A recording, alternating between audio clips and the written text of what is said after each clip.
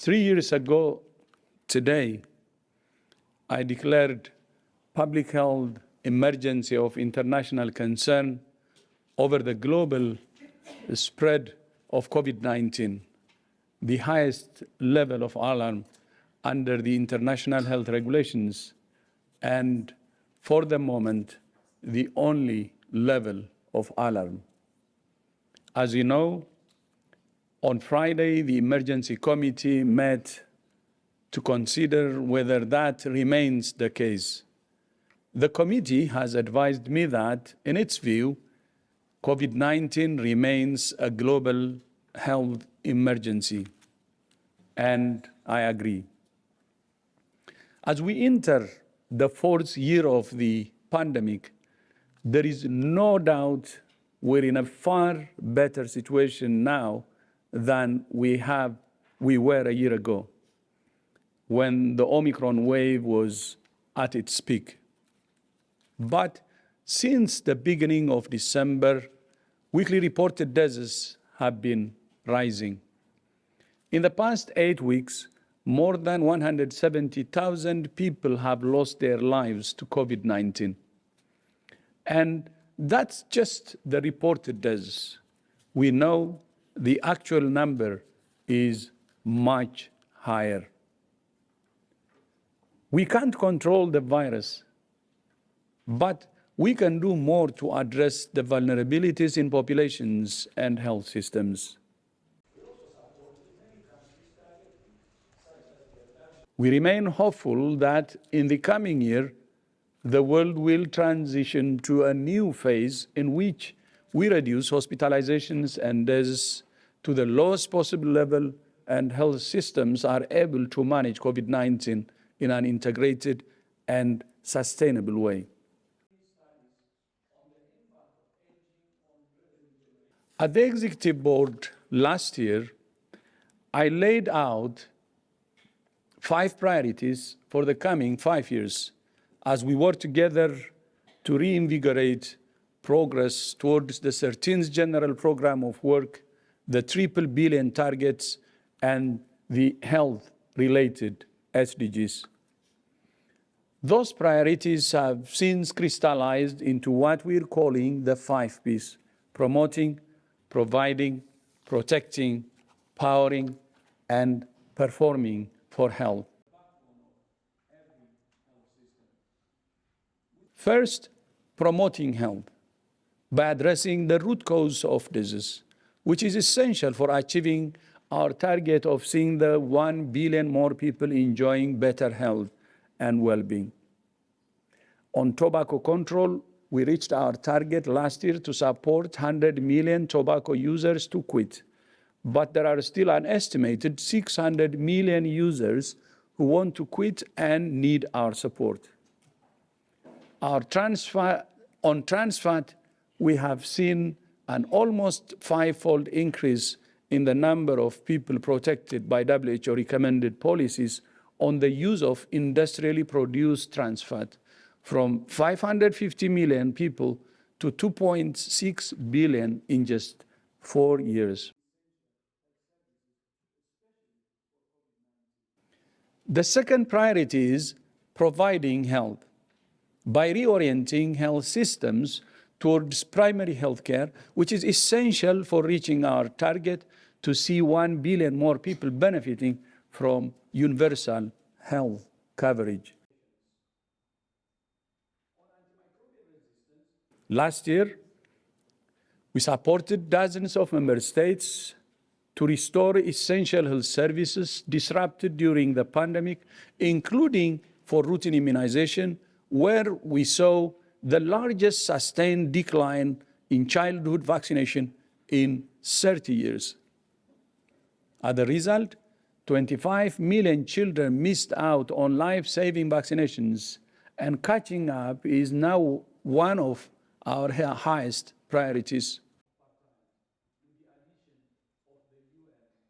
On cancer, we have supported 65 countries to improve access to quality care as part of the WHO Global Initiative for Childhood Cancer, a 50% increase from 2021.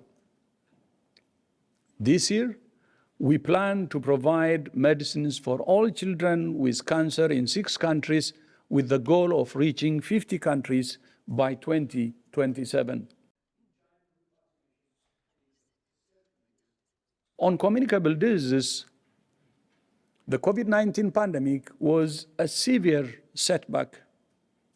But in the past year, we have seen encouraging signs. On malaria, after increasing in 2020, the number of annual deaths appears to have stabilized and cases increased at a slower rate. Meanwhile, the world's first malaria vaccine, RTSS, is saving lives. As we mark World NTD Day today, we can be proud that in 2022, 8 countries were validated or certified for eliminating a neglected tropical disease: DRC, Equatorial Guinea, Malawi, Rwanda, Saudi Arabia, Togo, Uganda, and Vanuatu. Egypt also eliminated measles and rubella, and Oman eliminated mother-to-child transmission of HIV and syphilis.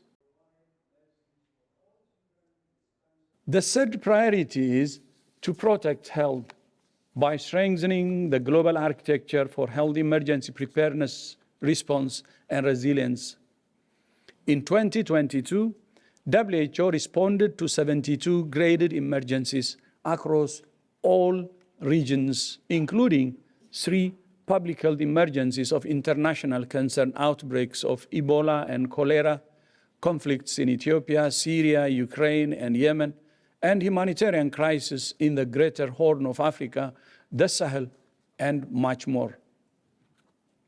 Thanks to the generosity of donors to the Contingency Fund for Emergencies, we were able to release more than $87 million immediately to support rapid response. In July, I declared a public health emergency of international concern over the global outbreak of Mpox. In total, more than 85,000 cases and 86 deaths have been reported to WHO from 110 countries. The number of weekly reported cases of Mpox has now declined significantly, although 36 countries in all 6 regions continue to report new cases. In September, the government of Uganda declared an Ebola outbreak. Working with many partners, we supported the government to respond to and extinguish the outbreak. Last year also saw an unprecedented number of cholera outbreaks reported in 30 countries, with a massive increase in the number of people with affected countries who are now at risk. We have now raised the global cholera crisis to grade 3 emergency, the highest level in our internal grading system, due to the high case fatality, the potential for further spread, and severe limitations in vaccine supply. The fourth is to power health by harnessing research, innovation, data, digital technologies, and partnerships. On innovation, the mRNA hub in South Africa started transferring technology to manufacturers in 15 countries and the biomedical training in Korea. On digital health, with support from WHO, more than 120 member states have developed national digital health strategies to guide their health system transformation. The fifth and final priority is to perform for health by building a stronger WHO that delivers results and is enabled and empowered to play its leading role in global health. As member states, you look to us to provide world-class evidence-based norm standards, research data, and technical and operational support. And that's what we're doing.